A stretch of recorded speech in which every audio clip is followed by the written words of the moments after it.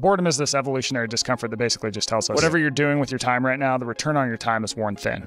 So go do something else. Now in the past, that something else was often productive. If you think about hunter-gatherers, if no animals are coming through when they're hunting, what they're going to do is go, okay, well maybe we could fish. Maybe we could pick potatoes. Maybe we could pick berries. Today, when we feel that discomfort, we have a lot of very easy, effortless, hyper-stimulating escapes from it. Now when you feel it, it's like, okay, pull out your cell phone. Well, I guess I'll open Instagram. I'm scrolling. I'm still bored. Oh, there's that t-shirt I love or that exercise contraption. And then it's like, yeah, I guess I'll buy it. You mentioned how during the pandemic, many of us increased our e-shopping.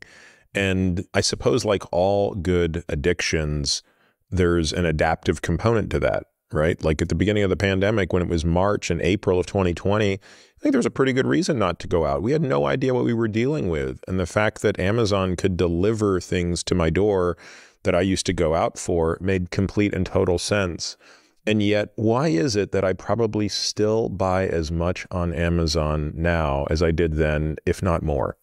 Yeah, I think there are evolutionary reasons for having more items, right? If you could get more tools as a person, that probably gave you a survival advantage. Having more items was probably a better idea than having less, especially when you're trying to survive, right? So I think we still have this drive to accumulate stuff. But the difference, of course, is that now we live in a world where we manufacture so much stuff and it's cheaper than ever before. So even just a couple hundred years ago, the average person, for example, owned about 3 outfits. Now the average person owns 104 outfits. And they also only wear 10% of the clothes that they own. So there's like, I think the stats are 20% of the stuff in our closets we don't wear at all. I think there's another, I'm going to get the math here wrong, 40% or something that we're like, it's okay. I don't really love it. And then there's a few items where I wear them sometimes, and then we're left with 10% where we actually repeatedly wear those items all the time. And that tracks with my own experience. And so I think really the difference today is that, we've always had this itch to own things, to possess things, but we can never scratch it that often because not only things took time to make. Because of that, they were more expensive. It was harder to get the resources to make them. And then once the Industrial Revolution happens, we start cranking out stuff at an amazing rate. Now, again, this kind of goes back to the food thing where it's like, well, this is a good problem to have. But I think you tend to see people collect and collect and collect items. And now the average house, according to one estimate, has anywhere from 10,000 to 40,000 items in it. We clearly can see a direct and negative consequence to our well-being due to the scarcity loop's impact on food, which is for 70% of us, it results in overweight or obesity. And for that subset of the population, there's a nearly doubling of risk in other chronic diseases. So that's like, you might not feel the pain immediately, but there is a real and clear threat to your longevity. What are the downsides of stuff accumulation outside of the extremes? So clearly there are people who have like hoarding diseases, and then clearly there are people who could buy so much stuff that it would financially ruin them in the same way a gambler could be ruined. But I suspect that most people listening to this are more like me, where they have too much stuff, but it doesn't seem to pose a direct risk to them. Yet I suspect that there's something harmful about it. What is that? Well, I do think there's some interesting research that suggests being around too much and clutter, I do think it impacts your ability to focus.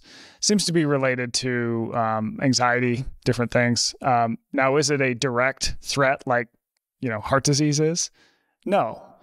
But I think what tends to happen is when you look at why people buy, I think there's basically 4 reasons.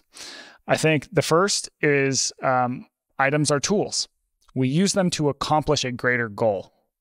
This is probably how people would have used things for most of time.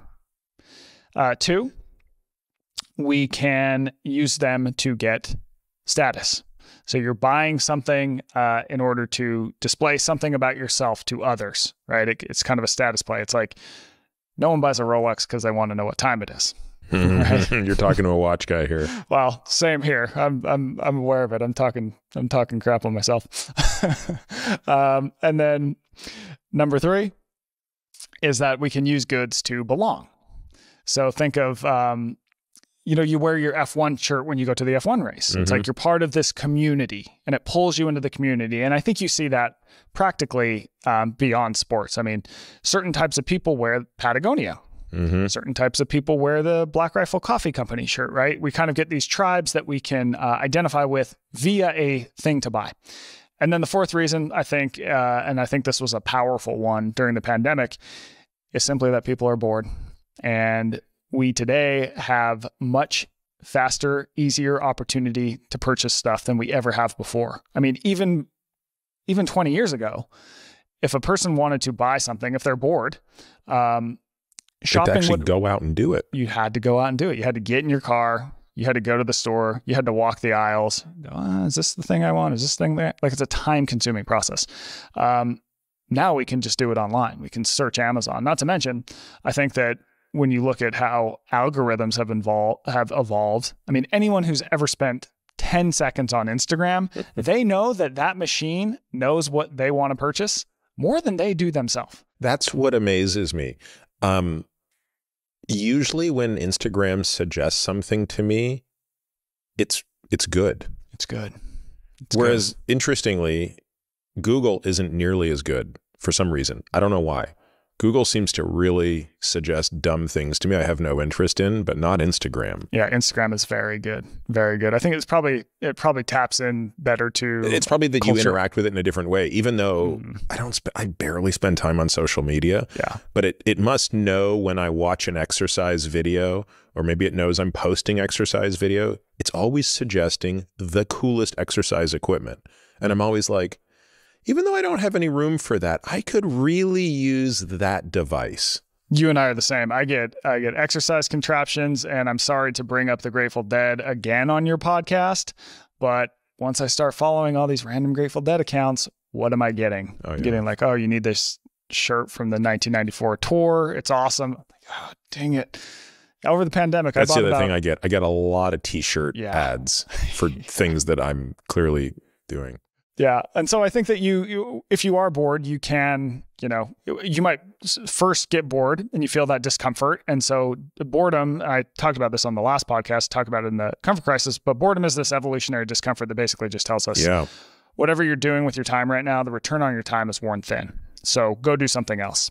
Now in the past, that something else was often productive. If you think about hunter-gatherers, if no animals are coming through when they're hunting, what they're going to do is go, okay, well, maybe we could fish. Maybe we could pick potatoes. Maybe we could pick berries.